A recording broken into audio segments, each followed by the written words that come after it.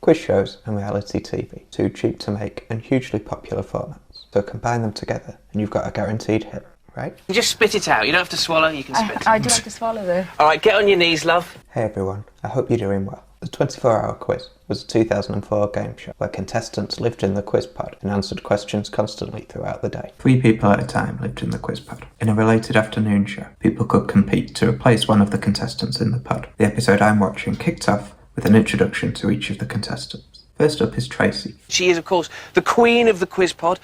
She's been in there for 4 days. She came in on Sunday. She was, in fact, the very, very first person inside the 24-hour quiz pod. Will she be the last person out in 7 weeks? Who knows? Next up is Floyd, who's dressed as Elvis. He is more focused on his appearance so far than actually quizzing, which means that he's clocked up over £1.5 grand. It's respectable, but it's not as good as it could be. If they made the show today, I think they'd all be more focused on appearance. The final contestant is Andy, who entered the pod that day. His appearance gets the most random comparison. Looking a little bit like Bubba Sparks, for any hip-hop fans out there, I think. Sort of a southern sort of hip-hop vibe going. I don't know a huge amount about hip-hop, but surely that's a niche reference. I looked him up and he had 2 top 40 hits in the UK, which is the same number as Mr. Blobby.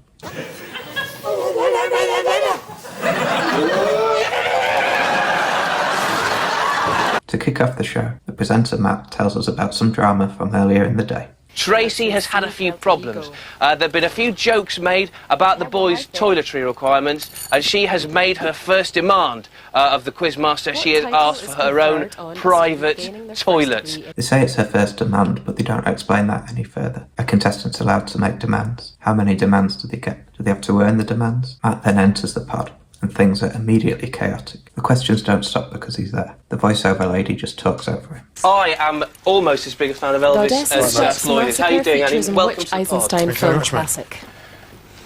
A. Battleship Potemkin. B. October. Or C. Gone with the Wind. I'll let you answer this, and then we might have a little drinky together, eh? After the question, Matt brings the contestants over to an ice luge. Does anybody know how this works, first of all? No. Well, I do. It's a good job I'm here, isn't it? It's such unnecessary sass. Why not just explain it to them? By the way, the reason for the fancy dress and the luge is that the late night episode is supposed to be the party pod. It has a much more relaxed atmosphere compared with the afternoon show. Tracy is called up to be the first on the luge. Would you mind getting on your knees and putting your mouth about there, please? At his armpit, is it? After all the contestants have drank from the luge, Matt leads Andy to the bedroom. Cheeky. In the bedroom, they have what must be one of the most boring conversations ever filmed. Can I just ask, how much stuff do you actually pack for your stay in here? How much stuff have you got? Well, I didn't pack much, to tell you the truth. Is that yours?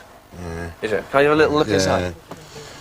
I didn't pack much because I didn't think I was going to be staying. Great confident attitude there. That's what you need. Andy then reveals that he's missing his daughter's 5th birthday to be on the show.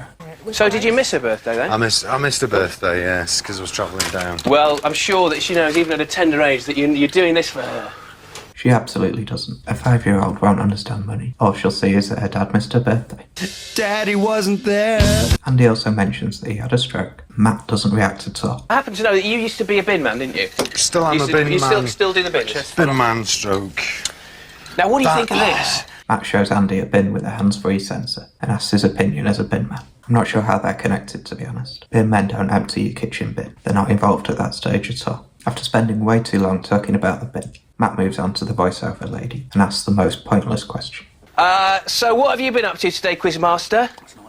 A little bit of quizzing, Matt.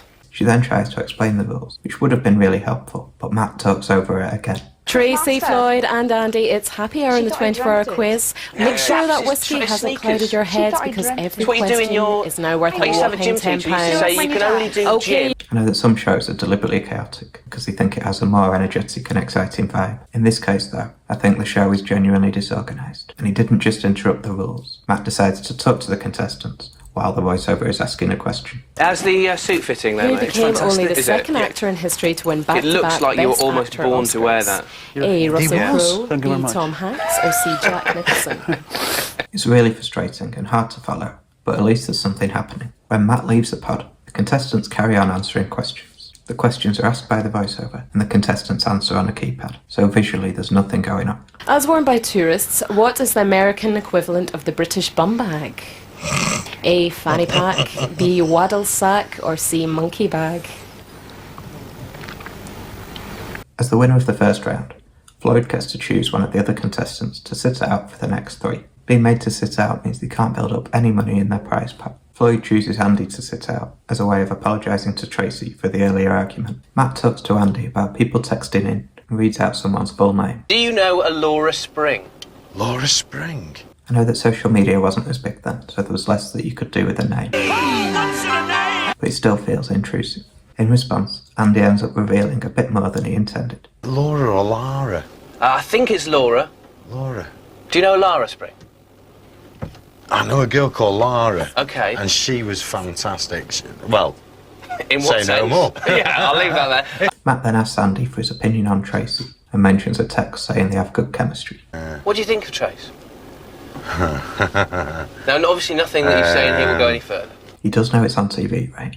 Andy says that Tracy is nice, but it's hard to get a word in when talking to her. Appropriately, he's then interrupted by the next round of questions. Despite him being out for this round, we stick with Andy, and Matt tries to get him to answer the questions. Which president offered America a fair deal? Well, I really don't care because I'm not playing. It's a completely fair response. If you're going to make it a format point that people miss out around, you can't still expect them to answer the questions. The other contestants continue to answer questions. Matt continues to interrupt by chatting. At the end of the round, Floyd sits down with Matt and explains why he felt he needed to apologise to Tracy. I went to the toilet and had to go for number 2. Right. And absolutely. As you do sometimes. And I dropped a load and I stunk the toilet out. And Tracy was dying to go to the toilet, but she couldn't go because the smell was that it was humming. Was it? You never get that on Love Island. They somehow segue from toilet talk to using the luge again. This time Matt has a drink too. That was a bit bad. That was gushing, wasn't it? Oh, gosh, that was a lot. Thank you very much indeed for that, Floyd. Are you right? Can you stand up? Okay. Oh, blimey. You're not all shook up, are you? I'm a little bit all shook up. I'm not sure why this feels so awkward, but it's really painful to watch. I suppose it's the fact that nobody really knows what's meant to be happening. As the questions continue, so does the awkwardness. Do you know, I think I might try and do the some North Elvis... American P-51 airplane karate better moves. known? A. Pony, B. Mule, or C. Mustang? I think I know him already, mate. He really reminds me of David Brent here. And what does karate have to do with Elvis? Next up, it's Tracy's turn to be interviewed. Her questions are even stupider than the ones the guys got. Now, also, I've noticed as well that both you and Andy don't like cheese. Watch it here, man. Is that just a Welsh thing? No, I just don't like cheese. Or Matt also brings up the text about Andy and Tracy again. We had a text earlier on, though, from a guy called Ollie B, or a girl, not quite sure, who said that he thought there was some chemistry between you and Andy. He was just talking about Tracy's husband, so I don't know where he's trying to go with this. For some reason, Matt goes back to talking about the toilet. yeah, we had fish and chips. Fish and chips tonight. Was the stink of Floyd's bottom out of the pod by the time the fish and chips turned up? It was after the fish and chips. Oh, was it? Oh, Yeah. blimey. It wasn't a fish and chip lab visit, was it? The contestants answer another round of questions, and Andy is now back in. Tracy wins the round and gets a bonus prize, a Ferrari driving experience. Do you drive?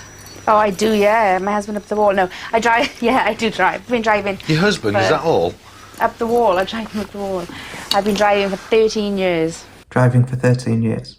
She must have gone a really long way. But seriously, who knows how long they've been driving off the top of their head? It's such a weird fact to pull out. Out of nowhere, Floyd decides to do a shout-out. Live on Never television. catch me. You are. Hello to all the viewers and to all my family and friends. Thank you for watching up and Thank you for texting. Oh, thank You know what? you. Yeah, For thank you everyone to that said Amanda I'm a for fit texting bird, me. thank you. To end the episode, Matt does a summing up piece to camera. I don't know if you picked up on it at all, but there's just a little bit of tension inside that quiz pod this evening, between Tracy and Andy. I didn't see any tension at all. I don't know if they're trying to manufacture drama, or if it just didn't come across as strongly as they thought on screen. As the credits roll, Tracy reveals the creepy camera placement. Nothing. I was turning the light off in my room to get changed, you know, in the dark, and they've attached an infrared to the camera. So that's the disastrous 24-hour quiz. Richard Osman, the show's creator, described it as marrying the mind-numbing tedium of a second-rate reality show with the plodding boredom of a substandard pub quiz. Obviously he said that retrospectively, that's not how he pitched it. For me, the main problem is the fact that Matt and the quizmaster talk over each other constantly. It's really frustrating. The fact that the show was on 3 times a day was probably also a factor in it failing. Ain't nobody got time for that. I hope you've enjoyed this video. If you have, please like, subscribe, and share with your friends. If you've got anything that you'd like me to make a video on, then let me know in the comments. Thanks for watching, I'll see you next time.